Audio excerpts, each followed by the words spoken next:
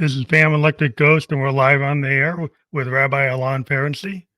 You're the Eclectic Cleric, and you're a trusted advisor to artists. How are you doing today? I'm very good. How are you? We do have your URL below that will be fully clickable.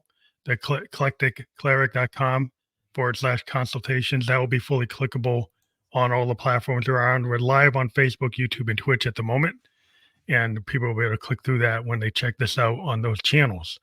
So again, Terrific. thank you for being on the show. Glad to be here. Glad to be here. How are you Now doing? I'm doing fine. We always interviewing people with our second podcast for tonight. We usually do like maybe one or two a night. But what I like to ask every guest as they come on the show is a question I've asked all the guests I've been talking to is what motivates you and why do you do what you do before we get into your bigger story? Why do I do what I do? A sense of humor, I guess. The absurd. Why do I do what I do? It's a combination of all the pieces of my life that have sort of led me into a place that's really distinct and fun and particular to who I am and who I am right now. So I've had a history of arts making, mostly performing arts, history of spiritual care and spiritual study, and a sense of the wondrous, the musical, the absurd, art and beauty, and wanted to be part of that. Wanted to be around the making of and the loving of arts and the way I can support artists through spiritual wisdoms that I am aware of. Well, I think that's an interesting perspective because I've never talked to any spiritual advisor in any religion as it relates to working with artists.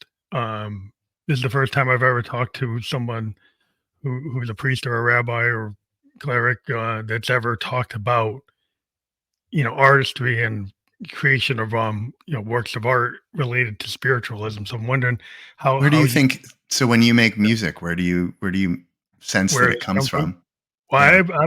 I'm a Buddhist by practice, and I believe it comes from the universe. Like I believe in the kind of Victorian concept of the muse, and I'm a kind of a jazz fusion experimental, like in the moment type of artist. So Yeah. I can write on the bars, but what I like to do is just play and let it come to me. And there's stuff that's come from inside and stuff that's come from outside. And I feel like every artist, I'm a keyboard player, I'm a synthesist. I feel I can channel whatever the feeling is at that moment in my space. Right. And it's affected by all these things. And I'm a big believer in like the Victorian poets talked about the muse, like Blake and Tennyson and Wordsworth, all those people. I really got into poetry before I even became a musician. And I feel that it's like in the air and it's in me. And somehow I can channel that at any moment I decide to go on my keyboard or my piano or something. That's how I feel. So if you were to see the word muse, the muse written out, is that capital M or lowercase m? Well, the muse, well, I think in the Victorians probably had it as capital because they Yeah. felt it was something that was like the universe itself, I like mean, I Gaia. think I've said to people that God is just an easy word to pronounce, right? To describe all these mysteries and inspirations that we find. The muse is a nice one. I mean, I think we get caught up in religious terminology and language and linguistics around what we call God, but mystery, higher power, deeper reality, divinity, the muse, the inspiration, like those are all whatever created us and wants for us to create is the way I understand it, which is intimately what you're describing too. Sounds to Yeah, me. I mean, I'm not yeah, going to presume your theology and faith and philosophy, but yeah. I mean, I feel it's like music. Any kind of art is the act of creation. And the act of creation is in itself spiritual and religious. Like a lot of people talk yeah, about the divine feminine. I talk to a lot of female singer songwriters, and they always bring up the divine feminine. They bring up the idea, the act of creating something is in itself like feminine, which is creation, going to like birth, giving birth to the yeah. idea. So there's a lot of that in what I feel in terms of creativity and what I have spoken to a lot of artists over the years since I started the podcast has been in that vein. I Of think a lot of what I do is the midwife or the doula for that process, or the chaplain in the hospital room, helping mhm, people give birth to a creative experience. But though I have artistic and creative experiences of my own, my work now is mostly, I wouldn't say behind the scenes, but to the left or stage right of the mhm. action, um, So you're giving, helping like, people. emotional or spiritual support to people who are Yeah, in the arts, yeah, like advise like a spiritual advisor. yes, that's what I would like to call it. You know, a lot of people Yeah. go with coach because it's a well-known term, but coaching is a very variable process, and some quality is different than others. For me, it's still being a rabbi. You know, as a pulpit rabbi for 12 years, so I still understand myself as that kind of person who is trying to communicate deeper truths, not dogma so much as the way, you know, it's funny you mentioned Blake. I think of Keats and beauty is truth and truth beauty. And to me, those beauty and truth are just words for God. Like the way we understand what is deep and divine and eternal is that it is beautiful and that it feels truthful. Yeah. So whether Well, it's like that's, one of the great romantic poets said, nature is the cathedral.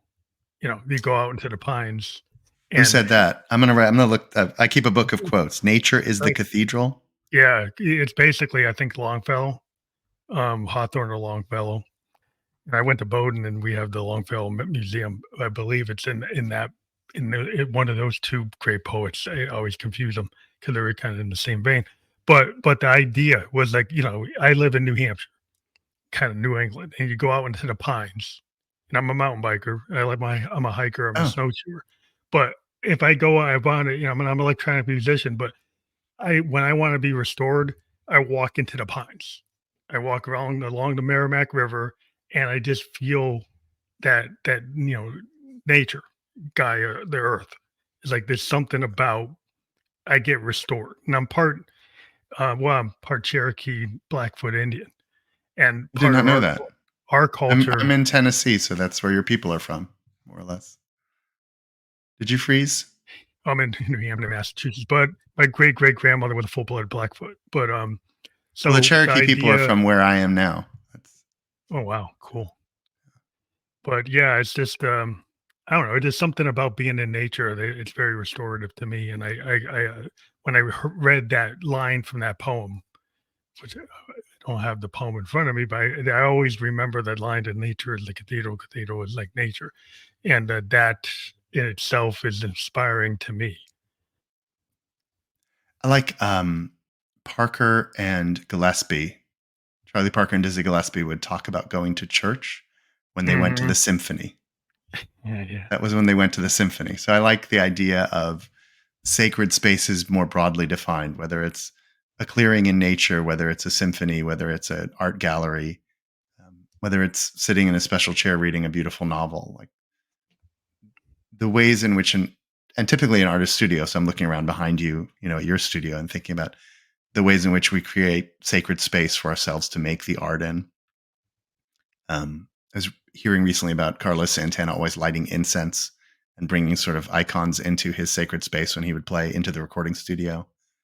Um, Even Hendrix, at one point he called his one of his trios the Electric Church because he had this kind of mindset that was very cosmic. yeah, And he was very, he was Cherokee, but he felt a lot of things that are very spiritual in his music. You know, for there's sure. I there's a lot of ideas that were he was known for saying like why he was a sideman to the Isley Brothers. And one session he just went off and did something that had nothing to do with the song they were doing. And they asked him, "What are you doing?" And he said, "The universe gave me this song, and I had to put it down. And I know it's not your song, but I had to put it down." How And did there's they like, react? they didn't like, he Yeah. ended up not being with the Isley Brothers too long. It reminds me of the stories of James Brown finding people when they would do a drum fill. Right? Like, do that on your own time. Yeah, do that on your own time. But it's like, yeah, Hendrix was known for getting, he was a sideman to Little Richard and Isley Yeah. Brothers. He did a lot of great work with a lot of side people. And he would just sometimes go off. And Little Richard even said, well, like, he's showboating. He can't be in my band because I'm the only star in my band. Yeah. Yeah. It's hard to imagine. I mean, you can find some of those recordings. I think even some video of it, but it's hard to imagine people we understand as having such a profound and clear vision, subsuming that vision to other people's experience, Yeah. right?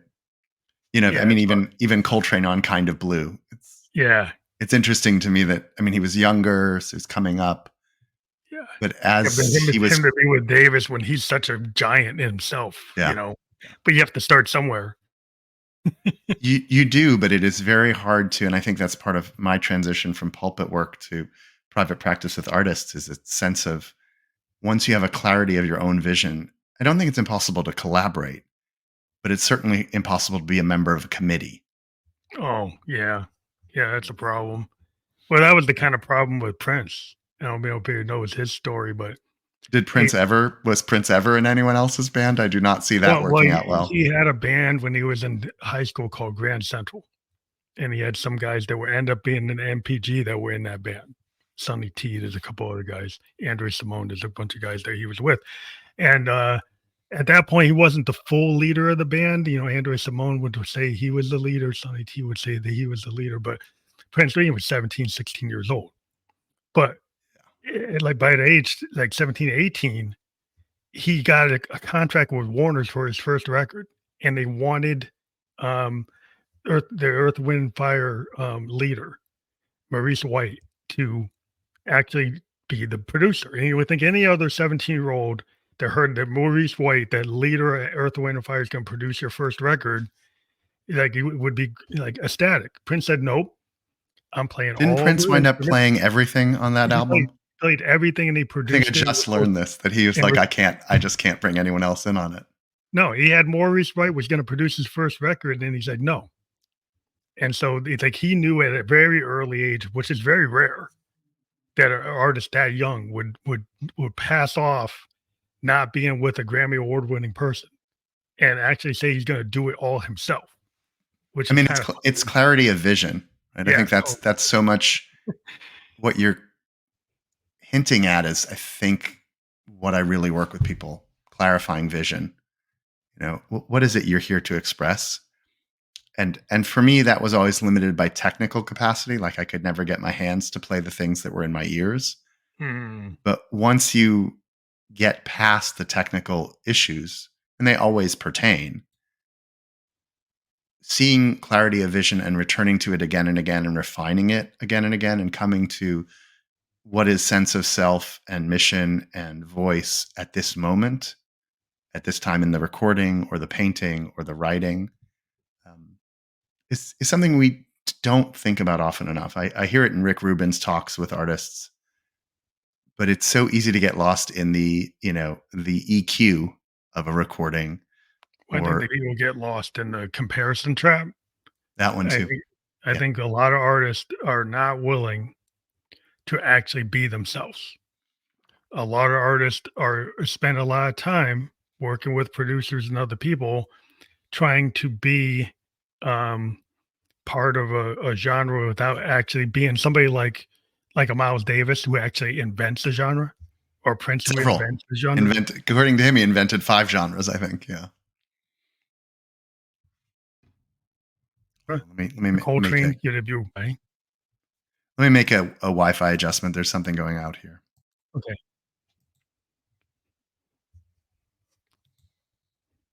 but it's not that you don't have people you're inspired by, but we live in a world today where there's a lot of people sampling with producers using the same sound packages, using the same drum sounds, having a very signature sound. It's like, where's the individuality to try something like what Pink Floyd did or what Funkadelic did, or where's anybody who's except on the very on the margins, like in the underground.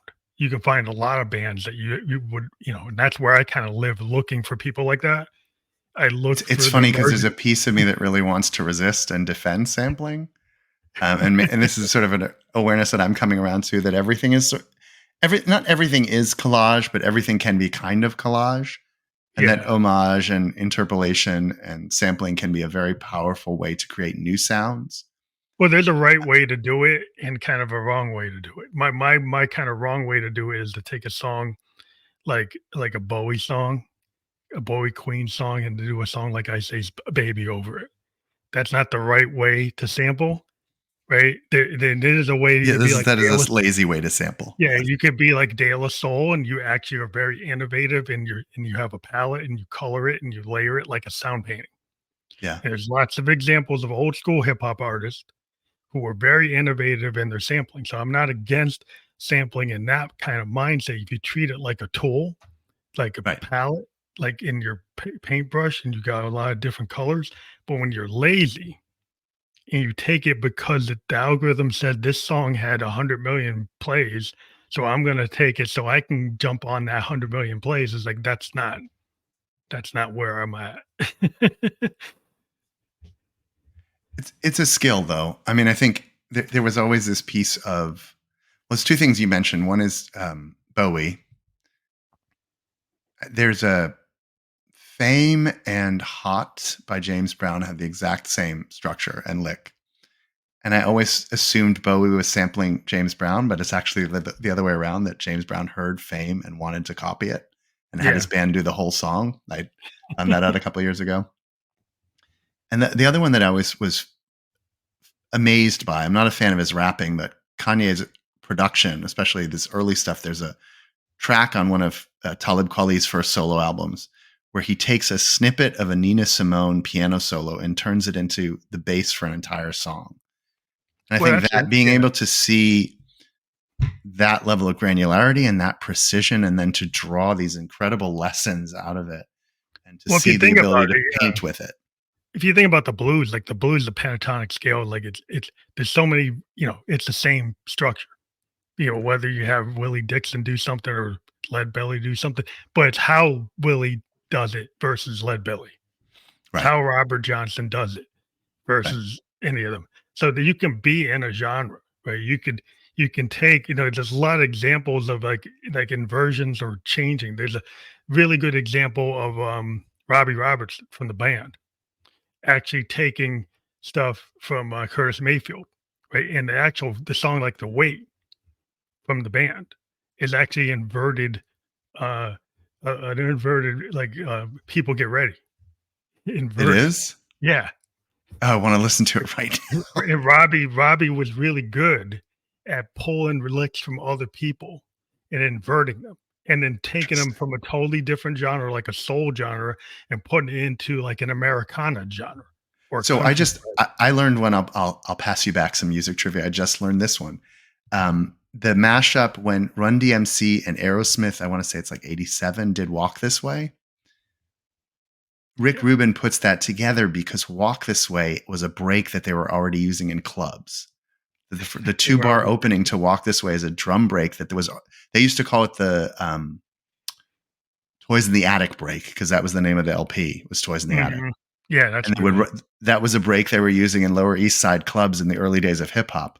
So it became a natural bridge between the hip hop community and the rock In the community rock to community, bring yeah. those songs together. I had no idea. I thought it was almost at random, but it was something he had observed people already connecting with. You saw people already. Well, that's interesting because a lot of times in the hip hop world, the albums they were using, a lot of them were funkadelic, Sly, a lot of funk, but they were pulling stuff from soul albums Yeah. that maybe weren't so big.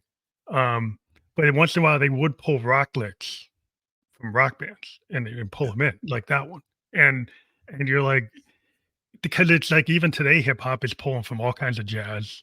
It's pulling Oh, from for like sure. fusion For sure. jazz, it's pulling from rock, it's pulling from country, it's like a really like a big, it's the merging, what I call expansive sound, which is what the sound I'm into is like, hey, why not take some punk aesthetic and mix it with progressive rock and mix it with new That's, wave and mix it with that's interesting. classical. I can hear that in your music, the punk aesthetic and the progressive rock. Yeah. I can see Yeah, those two elements.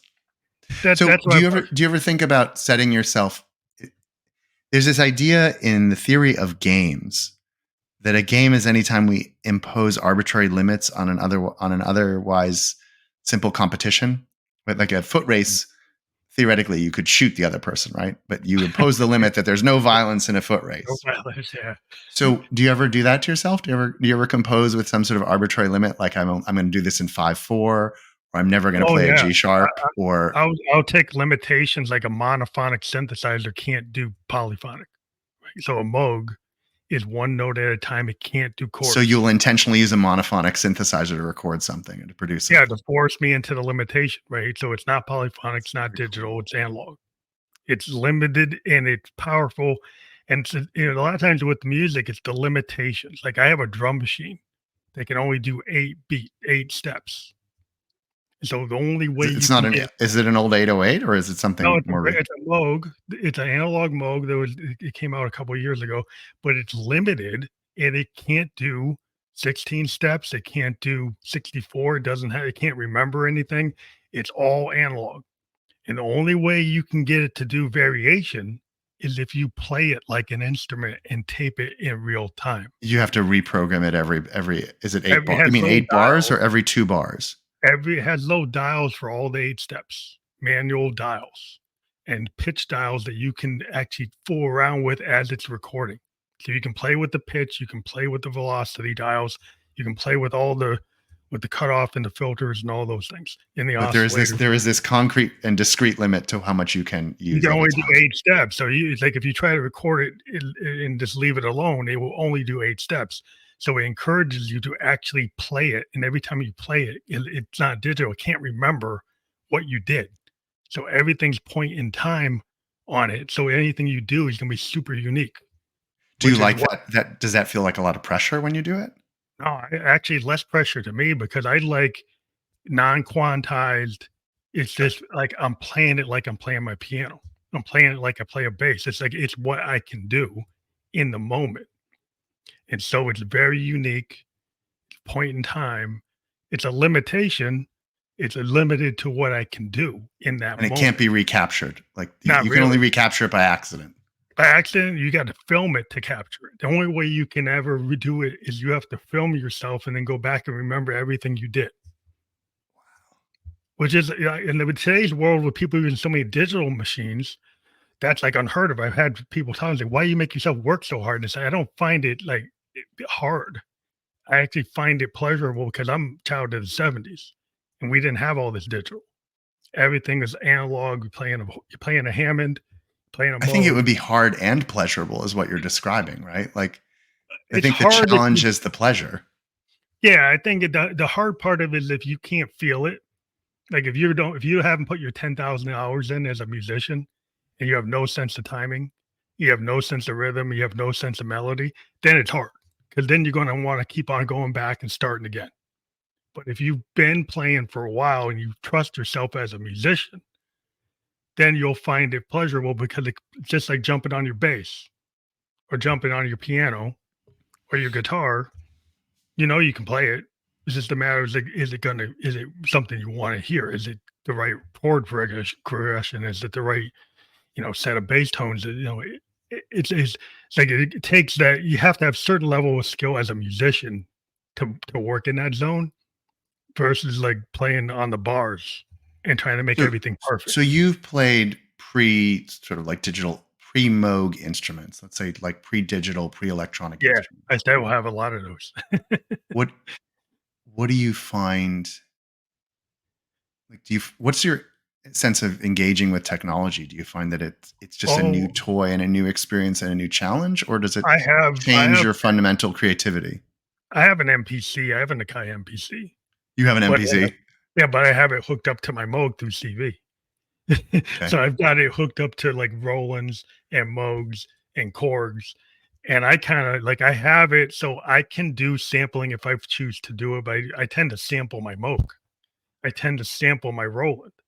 I'll resample one of my own instruments rather than somebody else's record. And So I'll go use let that. me clarify my question though. So you experience technology as liberating, challenging, restricting, or enjoyable? Like all of I that? find it as a tool that I use to service the song. So in some Okay. songs, I might use a digital because I want a piano and my Moog can't do a piano. Or I'll use a digital resampled violin because I don't have a violin. So I'll use it's like because this song needs some violins, it needs an orchestra, it needs some horns, and I don't have it. Right. So Do you ever start how do you start your compositions typically? Do you ever start with like an acoustic guitar or a piano? my writing instrument is piano. So I'll start with Okay. piano or bass guitar. Um, But I like to write with piano because I kind of like it's a writing instrument. Maybe a guitar is a writing Sure. instrument too. Yeah. But like today, like I mean, sometimes I start with my Moog because the Moog in itself it is a classic, synthesizer, and you can actually start with the bass tones on a Moog, like a mini Moog. And if you start But with that, it's monophonic or it's not. it's monophonic. But if you start with like I'm starting with the bass tones, right? Like I'm starting with the bass rhythm. So it's a rhythm kind of like a drum inspired type of tool. It's very percussive. So if you've got an idea for like a beat or a rhythm, you could start with that. And so sometimes I'll start with the Moog, or other times I'll start with the like a piano So or sometimes it's rhythm, sometimes it's harmony, sometimes it's melody. kind of whatever serves the song. Because I've got a bunch of modular experimental stuff that'll start with like sound waves. It'll start with And oscillators with square waves and triangle waves and well, sine let's waves. say okay, so Play in with that. 2024 specifically, how are most songs coming to you? Where do they start? Melody, rhythm, concept? Most of my songs today start with the rhythm. In 2024, I'll start with a rhythm off either my Moog or a Nakai. And then from there, I'll layer it with kind of feel based because they have so many different instruments in my studio. So it's kind of like whatever serves the song. So I might Okay. start with rhythm, but I might, approach it with a Roland Juno or That use was my first keyboard. I had a Roland Juno 1. That or was fun. I'll use like my my Arturia, or I'll jump on like a JD08, or I'll jump on like a grandmother, or like it's kind of whatever I choose to jump on. I mean, sometimes I might jump on this Swedish little synth here, which called an OPZ. Oh my god, It's that like looks so much fun. it's the size of a TV remote, but it's Yeah, it actually looks like it can control your TV when you need it and play some yeah, but video it's games on it. actually a Swedish synthesizer. It's a built everything you can do everything on this. You can do drums. It's a 16 track sequenced digital synthesizer Looks that really cool. you can build a whole song on with this thing. And then play Minecraft when you're done. Yeah, it just goes off and plays, whatever. But it just goes off and just So would you say you start with sounds in your head, or you've got a device, tool, instrument, and you make the sounds out of that and see what comes out? I sometimes do have a rhythm in my head. I sometimes a complete song will come to me in my head, and then I'll try to execute it. Other times, I'll have maybe just the chord arrangement or the bass. Are you one of those people who does voice memos on your phone, or like has just something to record voice memos when you want to hum out a melody? Well, because I'm in my bedroom studio, I've got like multi-track recorders and Okay. these mics all over the place, right? And I got one recorder over here, another recorder over there.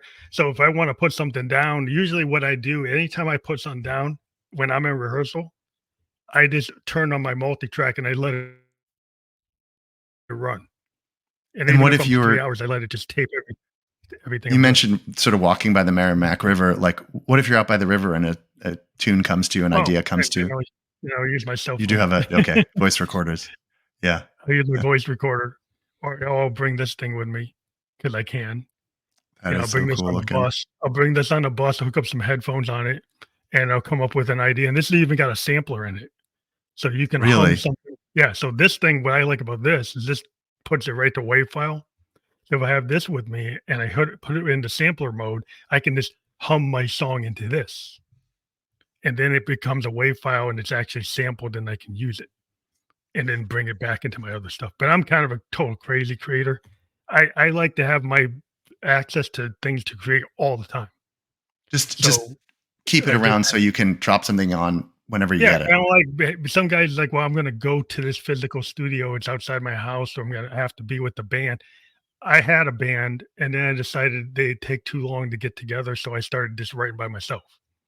Because I I couldn't bet wait that's until a bass common player thing for producers and beat makers. Yeah. would stop. People wouldn't show up, and like if you're not going to show up, then I'm going to learn how to play the drums. I'm going to play the bass. I'm going to play the guitar. I'm going to play everything because I have these ideas, and I can't wait for you to show up. That's sort of what that's the story I heard around Prince's first album more felt like that. Like I just can't deal with these people. I Can't wait can't for people anymore to with these show people. up.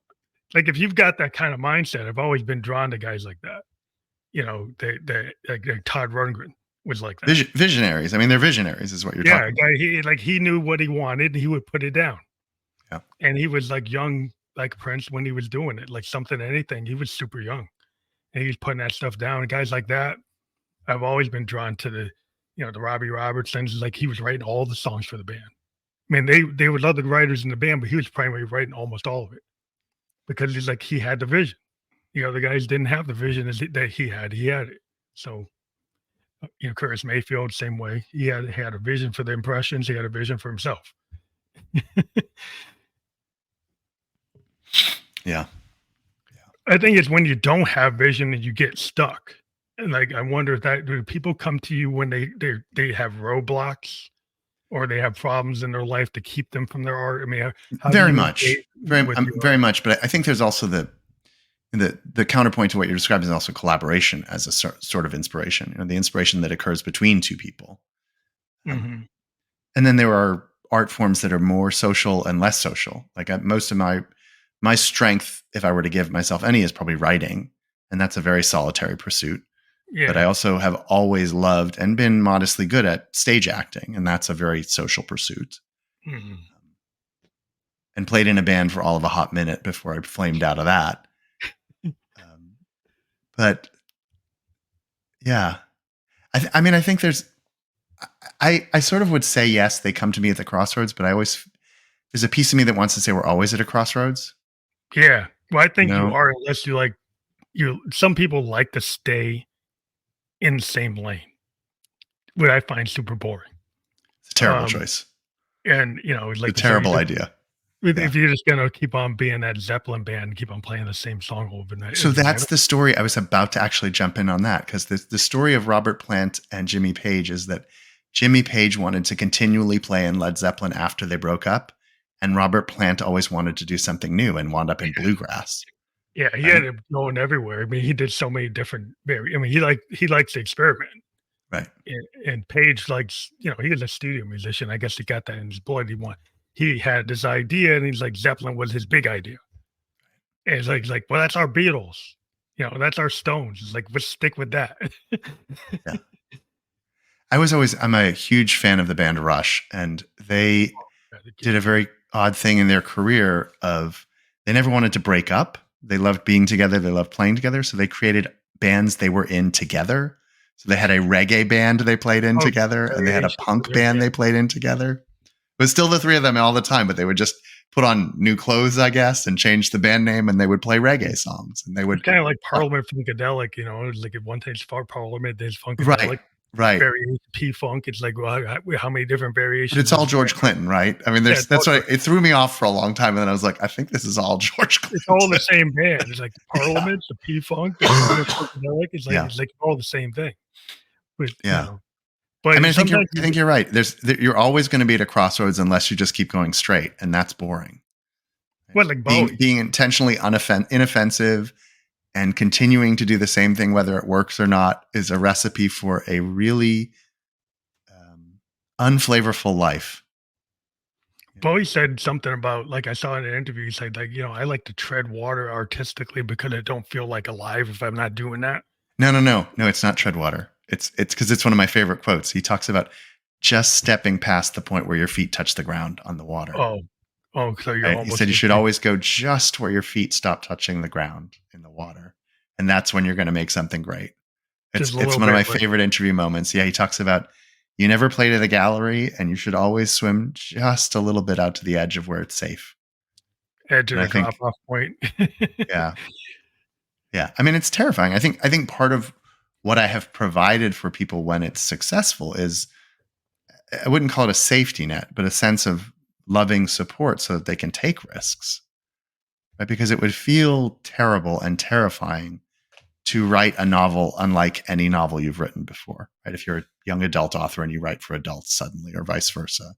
If you're a hip hop artist and you want to make noise rock, right? That to make that change can feel terrifying, and you don't know if your community, which is to say other musicians, your family, your audience, will follow you. And so having a rabbi, someone who cares about you and cheerleads you and supports you for you, lets people take risk. and I've seen some really beautiful art come out of it. But I have no investment in the commercial outcome. Mhm. Like I tell Oh, people, this music is really beautiful for you. This is what you're trying to achieve. I appreciate it and I understand what you're trying to do, and I think it works. I can never predict whether it will succeed in the well, commercial marketplace. predictions are hard, Yeah. because a I've been lot of wrong. I've been wrong 9 times out of 10 in my career. So, well, because like, what's popular isn't always artistically the most innovative thing in the world, okay, what we've seen, a guy like Lou Reed in the Velvets, the Velvet Underground was not popular, but it was popular among producers and artists, right. but it wasn't among the actual fans. Same thing I with mean, like a I'm average almost more Joe. surprised when things I love are successful. Right? Like when Bon Iver came out, my wife brought him home, and she didn't bring him home. She brought the music home. She'd heard it on the radio. And I said, "Oh, this is great, but we're never going to hear this again. It's never going to Like, be, this guy won't have a that career." was big. Yeah. So, I'm almost more surprised when things are successful that I would never have expected to catch. And I'm thrilled when it happens. The more common story is the story of Kenna. If you read the book Blink by Malcolm Gladwell, one of the latter chapters is about an artist named Kenna. I remember when he came out and he was sort of an avant-garde, sort of pop electronic artist. And I remember seeing the first music video for his music and nearly crying and sort of being nervously aware that it was not going to be popular. Mhm. Sad by that. But the world has surprised me just as often, that things succeed as movies succeed, books succeed that I would never have imagined reaching a broader audience. And then Well, you yeah. can make a career on a lot of things, right? You don't have to be Dua Lipa or Miley Cyrus to have a successful, long-lived career where you feed your family and make a living on art for decades. There's a lot of ways to do that.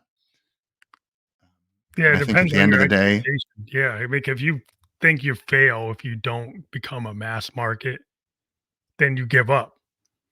But yeah, then you got like in the underground or the indie world, if you if you feel that 50,000 fans or 25,000 fans and you kind of live with that base and you tour for that base, yeah, you can still be around. If you are on a label, they drop you. But if you're independent and you find a way to get out there, you could be out there. And there's a lot of indie acts that have been around for years, never really breaking through the numbers that you have to have on Spotify to be a so-called big deal today. Um, but I've always been, drawn to yeah, YOLO Tango and bands that are not super big, but have been around for like, years, not decades. Um, with a small audience that's like loyal. there was a joke. I think in the Onion, that satirical newspaper, that if there were a fire at a Yola Tango concert, a lot of record store clerks would die. It's a lot of hipster record store clerks. Yeah, and all the hipsters like just like the Velvets, it's like only the Yeah. hipsters like 'em, but it's like, Big Star and Alex Chilton, like only the hipsters are into knowing what that band is. But to me, it's like I like allowing myself to hear something that maybe at the not at the top 20, but like the bottom 500, the underground. The long tail, as they say, Yeah, yeah, in the yeah, I digital look world, at yeah. what's going on there is just very interesting, and people not Very trying to interesting. go with their ego or with So it's not all image, it's so kind of what like other media kind of feed into your work? Do you games? You mentioned nature. Do you read? Do you watch movies? Like what else sort of feeds your work? oh, movies. I lived in Japan, from 2004 to 2006. I got into a lot of manga and anime, so I have a lot of Japanese. I watch K-dramas, which is Oh, like really? I'm a K-dramas. big Okay. I watch tons of K-dramas because I was in Asia for Tons. such like all the instead of watching regular TV like an average Do you have American. Crunchyroll for that? Do you have to have Crunchyroll for that? Well, I used to have Crunchyroll, but Netflix actually has a whole section of K-dramas Okay. on it if you Okay. look for 'em. Like, if you don't look for them, you won't find them because they won't show up in the algorithm, but they have new ones, like, every week, like the way Crunchyroll and or a lot of these K-drama type places. But I like watching K-drama police shows, K-drama romance shows, K-drama, like, supernatural period pieces. that go back, And do you find that inspiring to the music making, or just it's something that feeds your soul and you enjoy doing? I just like because I lived in Japan, because I was in Asia, I picked up on an Eastern vibe. I Okay. picked up on the cultural vibe that has a different vibe than Western media. Yeah, one of my Than West clients spent some time in Japan recently, and it was very interesting to hear his It's kinda stories. like the Shintoism, the kinda spiritualism, these idea that there are these mystical things that happen that are not based on Western concepts, they're based on Eastern concepts, and you find it throughout the shows. There's a lot of stuff that's based on spirit animals, based on history that goes back, in the period pieces that we don't know, or stories that in America, we've had these same stories based on Romeo and Juliet and King Arthur. It's like the same thing all the time. And I like having this whole different area that's based on a whole different set of things, right? So I find it interesting to dive into those pieces that are based on a different history than our history. From a Western perspective, I find it interesting and relaxing to me because I don't see the same thing happening all the time. And you're hearing a different spiritual and cultural myth structure around it. Yeah, it's totally different mythology, which I find invigorating and gives me ideas. So, this conversation started with you kind of denying any sort of faith sensibility in your music, but you keep coming back to ideas that are really transcendent, right? Yeah, like Things that are more inexplicable and mysterious and cultural and mythic that are feeding spiritualism into of your it. work.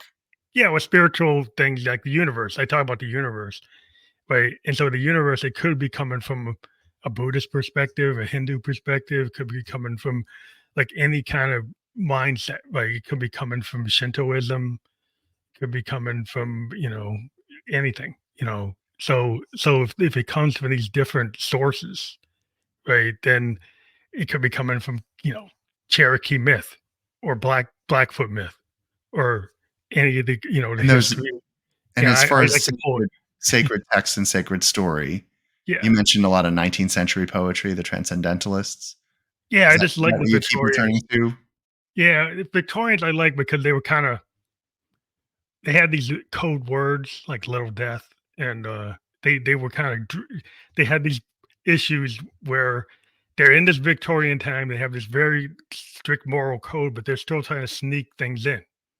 Like, they have these different layers, and they got code words for Yeah. things that they're trying to talk about, and I thought it's just very interesting as a writer.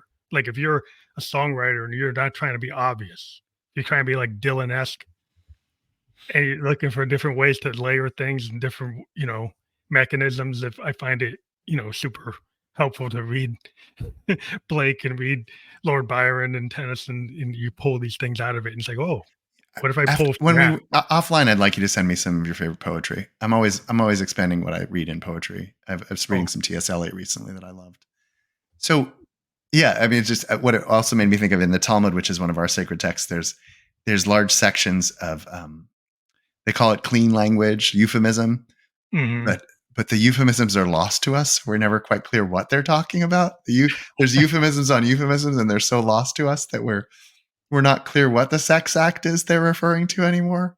And there's Mhm. long debates in the academic world now about What what they were were they talking about. describing. Yeah, I like the little death idea, but, Yeah, they don't have the little death, but they have sex not according to its typical way, which yeah, layers, yeah, okay. We can't give it you're so indirect. yeah.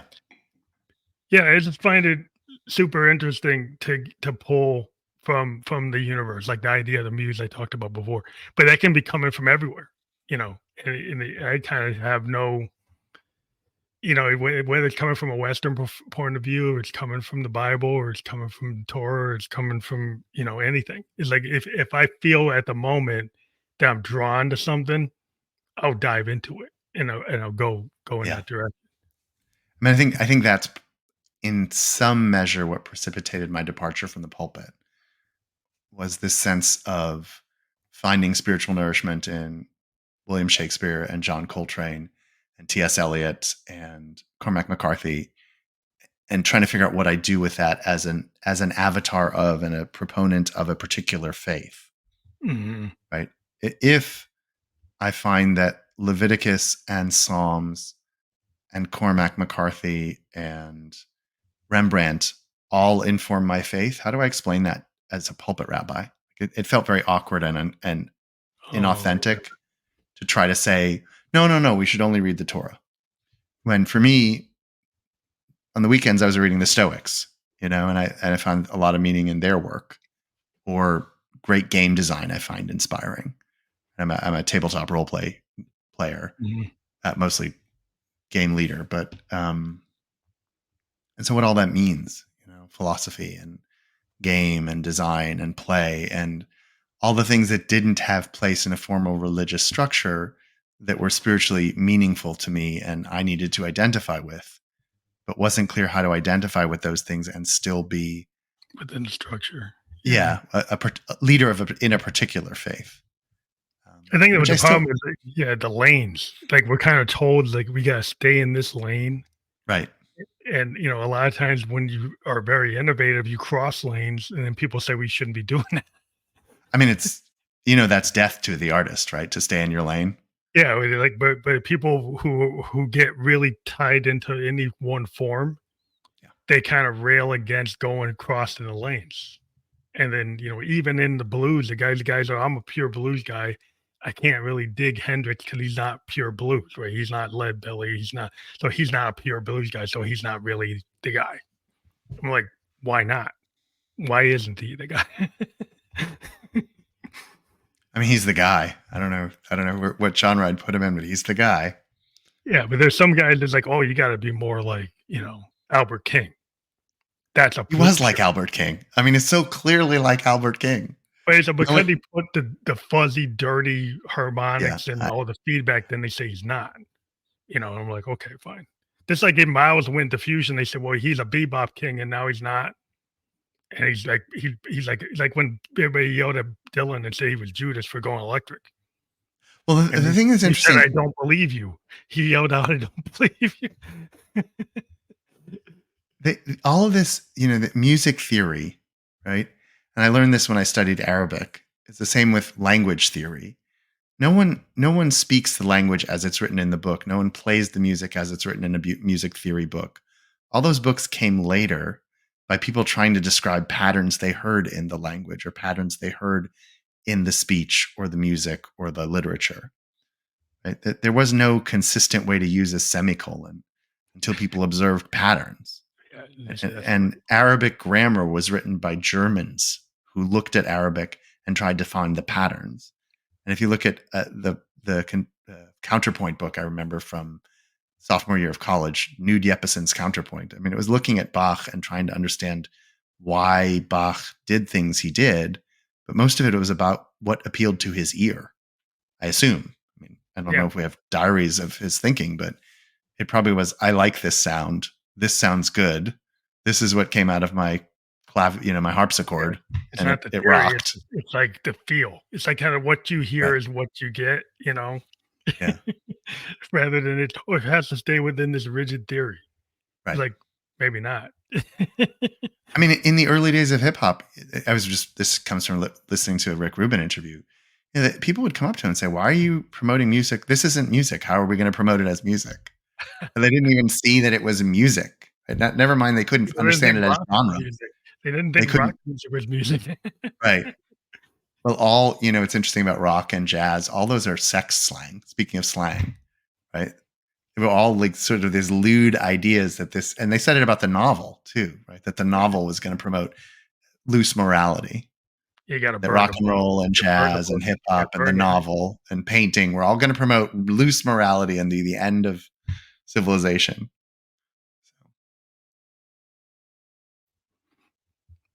Yeah, I mean, that's the common thing that happens.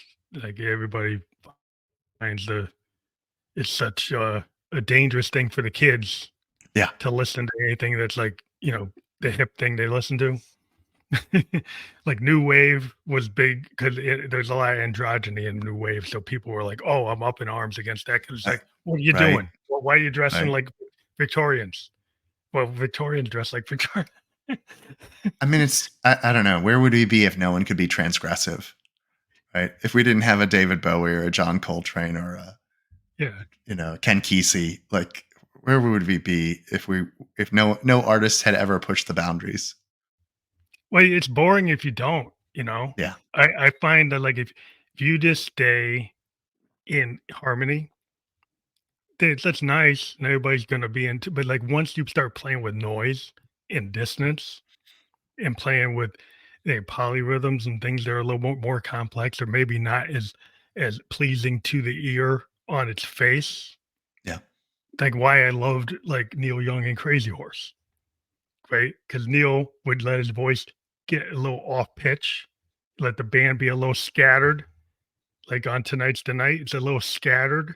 His voice is in perfect pitch. It's not like what he was doing on when he was with Crosby, Stills, Nash and Young, or even Buffalo Springfield. He wasn't trying to be singing beautiful harmonies. He's like, I'm going to sing a raw song about a roadie that died from a heroin overdose, right? And I like, whoa, how can you do that? He's like, well, because you can. Watch me. Just watch me. Yeah. I had this insight, sort of avant-garde jazz, Coltrane and Ornette Coleman, and even jazz generally in relationships, let's say to classical music was, can I curse? Yeah. It was like, don't tell me what's beautiful. Fuck you and your rules. Right? Like I feel like a lot of good music is about like fuck you and your rules. Don't tell me what's Yeah. beautiful. I'll tell you what Well, I think is Coltrane beautiful. is just a master, like playing with like the tones that were kinda there's some people I know that I had a friend that he couldn't get into Coltrane, it took him a long time because he couldn't hear it, he couldn't appreciate it, and then he suddenly, after listening to a lot of Davis, which he had a hard time getting into and he finally got into, he's like, "Oh, I finally" one day he calls me up and said, "I finally get why you like Coltrane." "Oh, you do? You finally got it?" Well, it's like Well, that's your I own wouldn't that's start your with own experience. expressions. I would start with, After the Rain and Naima. Like Yeah, there are gateway drugs to difficult artists, right? You start with the ballads, yeah. you start with the more accessible painting, the shorter stories, Of Mice and Men is a great place to start with Steinbeck, for example. Mm. Or like The- even the- Orson Welles. Like he used to say, like, I didn't know what you couldn't do with the camera. He was famous in an interview, like they asked him, like, "Well, how do you do Citizen Kane? How do you do this?" Like, I didn't know what I couldn't do. I I thought think he like was 24 when he made Citizen Kane, so that feels yeah, about right. Yeah. yeah. He's like, I didn't know it wasn't that you couldn't use the camera in this way. So he's doing Obscene all these depth of innovative field, things. extreme depth of field. Yeah, that's Yeah. interesting. That's But it's like interesting. it's amazing when you see these guys that are just, pushed up, Zappa, when they ask Zappa about like, how come you don't play the same solo all the time? It's because I it's boring. can't. Well, I he feel like said he he would say I can't. I I think don't he said remember he how I played it the last time. I think he said he could, he just thought it was boring. Yeah, But, maybe he couldn't, but I think he technically he wrote he would telling all he's writing all these parts for everybody else. that's So I right. think He was very technically proficient because he was writing orchestra stuff later. yeah, so he Yeah, just didn't wanna do it. I get it, man. I mean, I think I don't know. I mean, I struggle with this in my personal life. Like, what is the place of novelty? Right? Like, if you want to have marriage and a family and a career, you can't have novelty every day of your life. And then as artists, we have to recreate the work for audiences. And stand-up comedians and fela kuti, once they recorded something, they never tell the joke again. They never outplay that song again. Right. So I don't know. I mean, it's an interesting tension you're bringing up. Right? Like Yeah. Well, I think you want to Dylan was stay in great your lane. stay in the Being lane. able to play Beethoven is hard. Oh, yeah. Right? So like being able to reproduce is a technical challenge and an artistic challenge. And at the same time, we always want to be growing. And you want to have, I think, in music and probably all art, some sense of awareness, not familiarity in the sense of vanilla or bland, but some sense of connection and embeddedness to something broader and more sacred. As you mentioned with Shintoism and Eastern faith and mythos, right? Like the word deracinated, like things that are ripped out from their roots, are Mhm. are not as rich. So Leonard Cohen does a great job of elevating sacred text into new music. I And you think can there's do it. I think there's a balance because I've seen a lot of people, they, like a guy like Dylan, right? Dylan has his songs. Everybody knows them. But there was a time in the 70s where he would sing Tangled Up in Blue and Idiot Wind, and they had different sets of lyrics. So depending on the show you saw, he would actually use a different set of lyrics depending on how Yeah. what he felt like, I right? think Tangled Up in Blue and Hallelujah, Cohen's Hallelujah had like 20 verses that are recorded. He would pull them in and pull them out and like do variations where I hear the main cut to it. You would hear the main harmony, but he would change pieces of it every night. That's And pretty I cool. thought that's a cool way of giving people what they want, but giving them enough variation to make it interesting. And I find that people today don't seem to have that balance, at least in pop music. They're like, I got to give them exactly what's on the master. And I'm like, well, why would I want to hear that? I could just buy that. Why would I go to a concert to hear the same thing that's on the master? Exactly. Without hearing variation. And I find that kind of maddening. But it's just I'm a child of the '70s, so I guess I'm used to seeing people do variation. I mean, but then, if you mentioned liking prog rock, like that was the challenge of prog rock, to recreate what was on the master that was obscenely difficult to play. Yeah, It like was, Yes would try yeah, to do it, but even when they did it, they didn't hit it exactly. So it still was variation. They never hit it exactly right. There was variation. But now with the tools we have, you can do it with the backing tracks. You can be a big pop band. I've heard people complain about some of these pop rock bands. It's like it sounds just like the record because it is.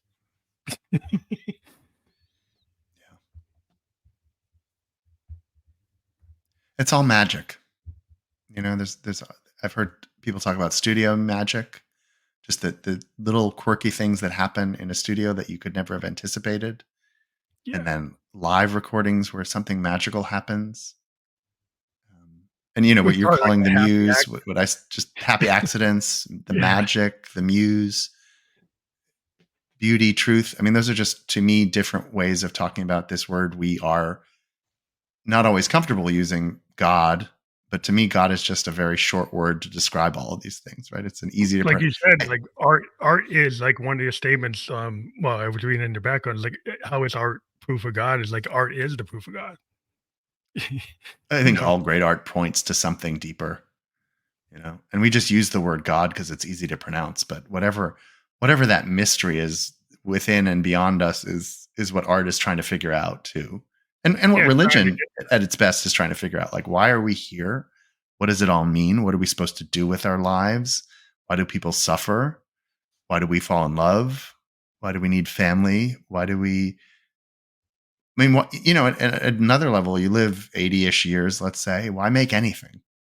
You could spend the entire time making nothing of any creative worth, nothing of any enduring substance, and just fucking and fighting. But there's something worth doing in life and to me, that's well, beauty. it's like transformational. It's transcendent. Like when you go and you're part of a really great, like if you go to see a great piece of work, Yeah. whether it's a painting or say you see this, method actor in the heart of their character, and you like see this brilliance. You're like, oh my gosh, it's like it makes you think, wow, there's something beyond just getting up and eating my Cheerios, right? Yeah. And drinking my coffee and jumping on a train, going to work and coming back. Something more than that. There's something about Deeper. art that's like very inspiring, and it pulls you into this thing. It's like it feels kind of transcendent. That you see that in the crowd. If you're in a big crowd and you're listening to like a great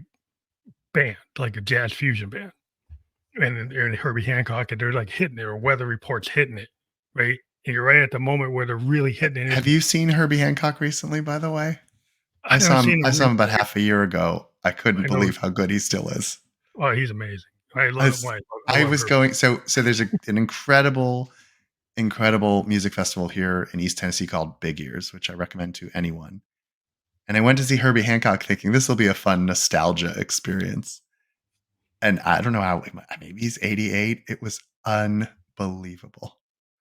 He was still He's one of the really great. good. It was very upsetting that He's one of someone those could be great ones. He's playing with Miles, and like he had his own band. It was just unbelievable. The Headhunters and the stuff he was doing. He like crossed. oh, yeah. There's this I new was wave stuff, and there's this bebop stuff. Is like fusion. It is all. He's all over the map. But that's kind of where you want to be. well, and And even into his later years, he's still reinventing and inventing himself and creating yeah, this flourishing because of you don't music stop that I was until you like the shocked. blues guys. They don't stop until they're done. Like if you're a blues guy, there's no reason to stop playing because you're not 17. You Right. play till you're not around. Right. So There's lines in the Talmud about you rest when you're dead. yeah, you don't stop. Like it's like if you still have something to say as an artist, you keep on doing it until you don't have something to say. Like okay, the day you say you don't have nothing to say, guess I'm not here anymore. Right. But Well, that's when you call me. When you don't think you have something to say, you call me. We'll figure out together what it is you're actually trying to say because it's probably still there. So, yeah, I think that's what people need. A spiritual advisor when they feel like they hit the wall, we're near the end, but this idea like things can happen where you get canceled, right? Where you right. have a really big chaotic crisis in your life, and then you're like, I can't even pick up my guitar, I can't pick up the paintbrush, I can't go on stage, right? So you have to have like, what's your reason for being here the next day? That's when you Those are my start to have people. to I've pull worked in. with people who've been canceled. Those are my people. What's your reason for being here the next day, and what's the art you're going to get up and make tomorrow? Yeah, it's a fun process to be a part of. I think it's really awesome that you're out there doing that because I haven't really run into a person like yourself in all the episodes I've had since 2016. I've never talked to someone who's approaching like what you're doing, like what you're saying is the first. This is the first story like this that I've had on. So I always like to hear new stories because I think it's important for your audience to hear a different perspective. Well, thank you for sharing this and for your good questions and good comments. And this conversation has been really filling me up too. So thank you for your So time. people click on your link, they can actually consult with you. That's how they Yep. get a book Yep. a Yep. moment with you. Yeah. Yeah. A free by phone call, and then we can set up something more long term if people need that. Yeah. That's Love it. awesome. We do encourage everybody to click that because that will be fully clickable. The eclecticcleric.com/consultations. That will be fully clickable. We've just been on Facebook, YouTube, and Twitch live. We'll be on all the podcast platforms where you can listen to or watch a podcast by tomorrow. Again, please click the hyperlink below that I just mentioned, and you can get further connection with our eclectic cleric. And thank you very much for being Thank you for your time. here Thank you. today. Thanks for everyone for Have a listening. good night. Take care.